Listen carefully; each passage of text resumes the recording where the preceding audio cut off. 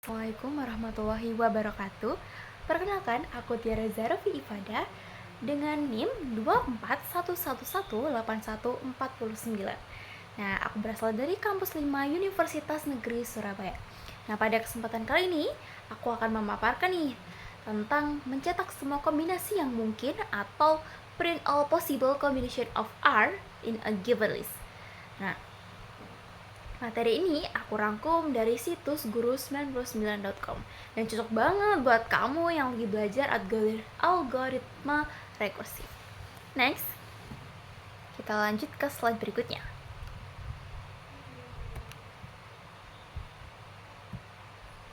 Nah, sebenarnya apa sih kombinasi itu? Nah, pertama-tama kita bahas dulu nih, apa sih kombinasi? Kombinasi adalah cara kita memilih beberapa item dari sekumpulan item yang berbeda tanpa peduli dari urutannya. Misalnya, kita punya 5 warna nih, merah, hijau, kuning, biru, dan indigo.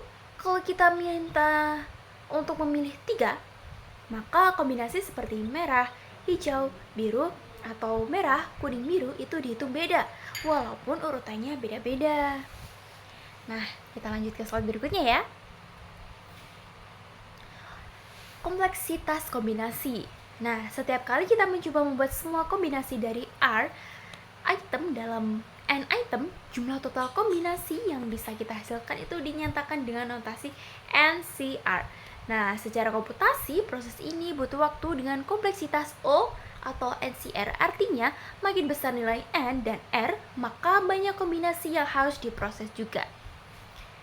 Seperti yang sudah aku jelaskan di materi ini, kompleksitas waktu untuk menghasilkan semua kombinasi dari R dan N adalah O NCR. Nah, NCR sendiri adalah jumlah total kombinasi yang bisa dihasilkan. Next, kita akan lanjut ke slide berikutnya. Nah, metode 1 atau elemen tetap dan rekursi. Nah, sekarang kita masuk ke metode pertama nih. Di sini kita pilih satu elemen sebagai elemen tetap, lalu pakai rekursi untuk memilih elemen-elemen berikutnya. Proses ini diulang terus sampai jumlah elemen sesuai yang kita mau ya. Metode ini cocok kalau jumlah kombinasi nggak terlalu besar, karena tetap efisien dan mudah dipahami. Langkah-langkahnya sebagai berikut. Yang pertama adalah pilih satu elemen sebagai elemen tetap. Yang kedua, gunakan rekursi untuk memilih elemen lainnya. Yang ketiga, ulangi sampai jumlah elemen sama dengan R. Nah, kelebihannya sendiri adalah sederhana dan efisien untuk jumlah kecil. Nah, ingat ya, untuk jumlah kecil. Next, kita lanjut ke slide berikutnya. Nah, metode 2 atau sertakan dan kecualikan. Metode kedua ini beda pendekatannya ya dengan yang pertama. Untuk setiap elemen di dalamnya, kita punya 2. Yang pertama, sertakan elemen itu atau kita.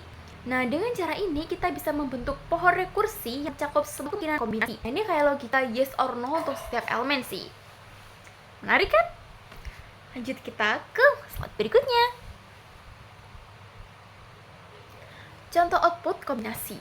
Nah, contohnya nih, kalau kita punya list ada A, B, sama C, dan ingin kombinasi dengan 2 elemen, hasilnya tuh bisa AB, AC, atau BC.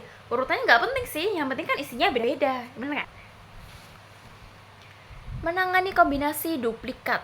Nah, satu masalah yang sering muncul saat membuat kombinasi adalah duplikasi. Ya pasti semua orang ngerasain ini sih, duplikasi itu sedikit cengang ya guys ya. Kita bisa dapat hasil yang sama berkali-kali. Nah, ini namanya duplikasi. Nah, hal ini harus hindari supaya output kita itu bersih dan efisien. Gitu. Next, gunakan atau heatmap. Solusinya gimana? Kita bisa pakai struktur data seperti dictionary atau heatmap.